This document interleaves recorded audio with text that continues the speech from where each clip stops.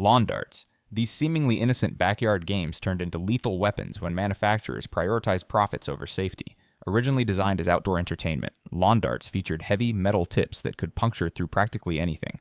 Companies marketed these to families without adequate warning labels or safety instructions, focusing solely on maximizing sales volume.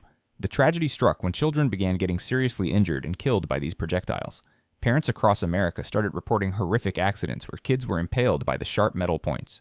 Despite mounting evidence of danger, manufacturers continued production and aggressive marketing campaigns. They argued the products were safe when used properly, but refused to implement meaningful safety modifications that would have reduced their profit margins. The final straw came when a 7-year-old girl died after being struck in the head by a lawn dart during a family gathering. Public outrage reached a boiling point, and the Consumer Product Safety Commission finally stepped in. The ban became permanent in 1988, but not before corporate greed had already claimed multiple young lives. Number 2. Original Four Loko. This alcoholic energy drink became the poster child for dangerous product formulation driven by profit maximization. The beverage combined high levels of alcohol with massive amounts of caffeine, creating a cocktail that masked intoxication while delivering dangerous stimulation effects. Manufacturers deliberately targeted college students and young adults with flashy marketing campaigns that emphasized the drink's powerful effects. They knew exactly what they were creating, but chose to ignore the obvious health risks in favor of capturing market share in the lucrative energy drink sector. Emergency rooms across the country began reporting alarming increases in alcohol poisoning cases directly linked to Four Loko consumption. Students were ending up hospitalized after consuming just 1 or 2 cans, suffering from heart palpitations, seizures, and severe dehydration. The combination of alcohol and caffeine created a perfect storm that allowed people to drink far beyond their normal limits without recognizing the danger. When regulatory pressure mounted, the company initially fought back with lobbying efforts rather than reformulating their product. Only after facing potential criminal liability did they finally remove the caffeine and other stimulants, essentially creating an entirely different product. Number 3. Kinder Surprise Eggs. While beloved in many countries, these chocolate treats with embedded toys were banned in the United States due to manufacturer negligence regarding choking hazards. The European company that produced them prioritized global market expansion without adapting their product design for different safety standards. American regulators had clear laws prohibiting non-food objects inside edible products, but the manufacturer attempted to bypass these rules through legal loopholes rather than creating a safer version. They argued their product was safe based on European data, completely ignoring the different regulatory environment and consumer behavior patterns in the U.S. market. The ban remained in place for decades because the company refused to invest in redesigning their product for American safety standards. They eventually created Kinder Joy, which separates the chocolate and toy into different compartments, proving they could have made these modifications years earlier if profit margins hadn't been their primary concern. Number 4. Asbestos-containing products. Perhaps no industry better exemplifies corporate greed leading to permanent bans than asbestos manufacturers. Companies in this sector possessed internal research showing the severe health risks of asbestos exposure decades before public awareness emerged. These corporations actively suppressed scientific studies in linking asbestos to lung cancer and mesothelioma, while continuing to market their products as safe and revolutionary. They spent millions on lobbying efforts to prevent regulation rather than investing in safer alternative materials that existed at the time. Workers in asbestos plants were never informed about the health risks, and companies provided inadequate protective equipment to maximize production efficiency. Safety protocols were virtually non-existent because implementing them would have reduced output and increased costs. The cover-up lasted for decades, with companies going as far as bribing scientists and funding fake research to dispute legitimate health concerns. When the truth finally emerged, thousands of workers had already developed terminal illnesses, leading to one of the largest corporate liability settlements in history. Number 5. Lead-based paints. Paint manufacturers knew about lead toxicity long before regulations forced them to stop using it in residential applications. Internal company documents revealed they understood the particular dangers lead posed to children's developing brains, yet they continued marketing lead-based paints for homes and schools.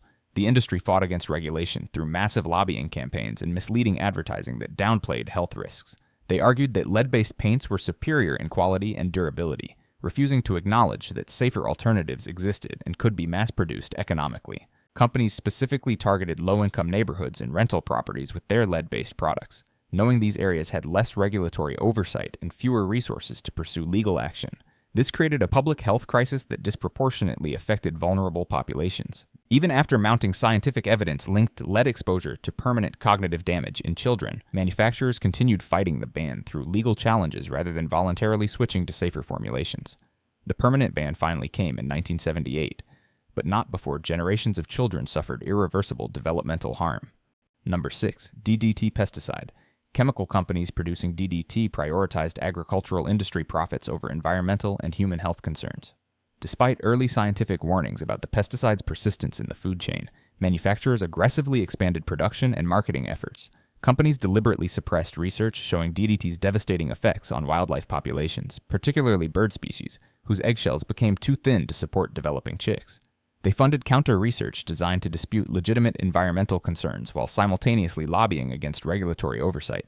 The manufacturers knew DDT accumulated in human tissue and could be passed through breast milk to infants, yet they continued marketing it for residential use around homes and schools. They prioritized maintaining market dominance in the lucrative pesticide industry over addressing mounting safety evidence. When Rachel Carson's Silent Spring exposed the environmental devastation, chemical companies launched vicious personal attacks against her credibility, rather than addressing the scientific concerns she raised. They spent more money fighting the eventual ban than it would have cost to develop safer alternatives. Number 7. Thalidomide.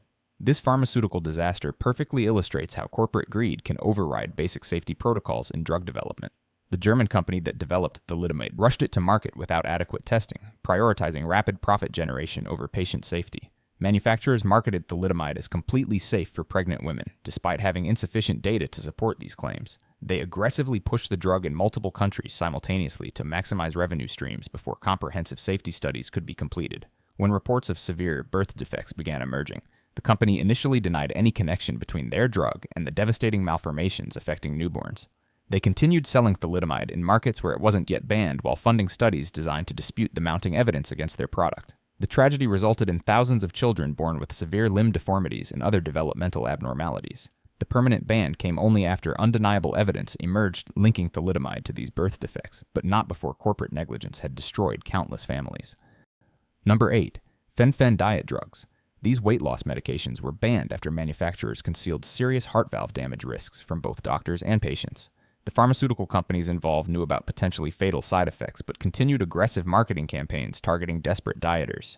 Companies deliberately structured clinical trials to minimize detection of cardiovascular problems while emphasizing short-term weight loss benefits.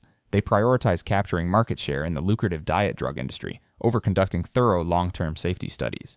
When doctors began reporting unusual heart valve problems in patients taking Fen-Phen, manufacturers initially attributed these cases to coincidence rather than acknowledging their product's role. They continued selling the drugs while quietly funding additional research to determine the extent of the problem. The scandal resulted in billions in lawsuit settlements and highlighted how pharmaceutical companies were willing to risk patient lives for profit maximization in the competitive weight loss market. Number 9. Cigarettes with certain additives. Tobacco companies enhanced their products with hundreds of chemical additives designed to increase addiction potential while simultaneously claiming their products weren't addictive.